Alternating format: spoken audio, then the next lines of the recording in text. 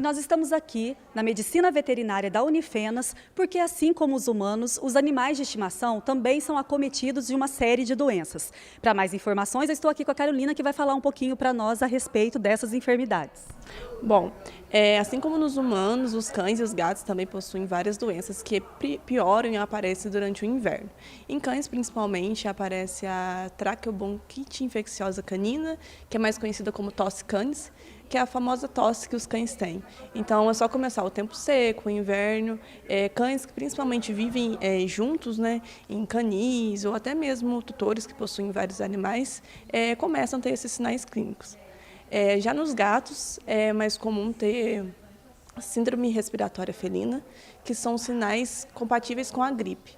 Então, espirro, tosse, secreção nasal, ocular, sinais de conjuntivite. E quais cuidados nesta época do ano os tutores devem ter com os animais? Bom, primeiramente é importante manter sempre as vacinas em dia. Tem as vacinas tanto específicas, tanto para cães quanto para gatos. Para cães existe a vacina que é contra a gripe também. E além da vacinação, é sempre importante manter o animal em um local fechado, agasalhado. Os gatos, principalmente, não têm necessidade de ter acesso à rua. E sempre que tiver vários animais juntos, todos os animais serem vacinados e tratados individualmente. E no caso dos animais silvestres, existem 3 principais situações. Tem os animais que são extremamente sensíveis à queda de temperatura, que são as aves. A gente tem os animais que a temperatura corporal vai de acordo com a temperatura do ambiente. E a gente tem os animais que hibernam. O que vai de acordo com a temperatura do ambiente vão ser os répteis. E os que hibernam vão ser, por exemplo, os hamsters. E em relação à natureza, vai ser mais o ouriço cacheiro, o porco-espinho.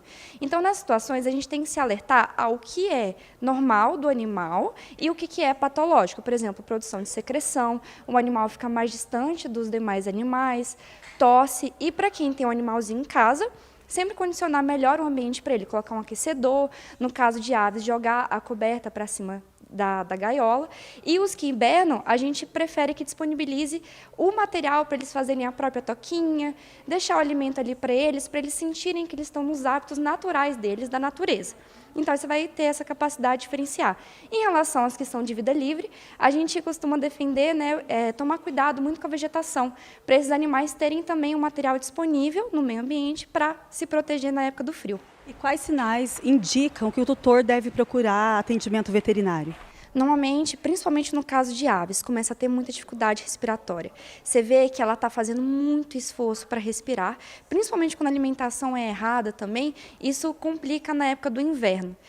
No caso dos roedores, principalmente que são os que hibernam, você começa a ver que ele fica muito ansioso, que não tem um material ali disponível para eles poderem se proteger. E os répteis, que são que a temperatura vai de acordo com o ambiente, eles sempre vão ficar mais quietinhos. Às vezes o tutor ele pode pensar que ele está extremamente doente, mas aquele hábito ali é normal deles mesmo. Então eles vão para o sol, vão se aquecer. Agora, se ele não estiver tomando essas medidas, você vai ver, ele está com frio e não está indo para o sol. Tem alguma coisa esquisita ali no meio.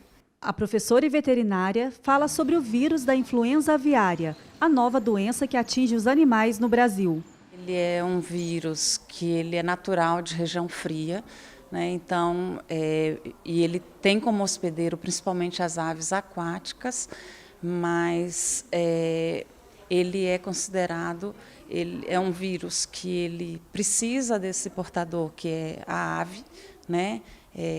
É um vírus que ele pode ser transmitido de animal silvestre, de uma ave silvestre, para uma ave doméstica, né? E a gente tem que tomar muito cuidado, porque ele é uma possível zoonose. Tá? Então, é uma doença que ele pode ser transmitida ao humano, apesar dos relatos serem muito baixos, quase não existe relato de transmissão da influenza de aves ou de animais, de mamíferos para o humano. Não tem problema comer a carne do frango nem o ovo, tá? Não tem problema, ele não é transmitido por essas vias, mas é interessante que as pessoas se preocupem para não estar trazendo um animal doente para dentro de casa, para o seu quintal, para o seu rebanho. Tá? Então, é interessante ficar de olho, observar, achar alguma ave morta com sintoma respiratório, que chame a vigilância sanitária.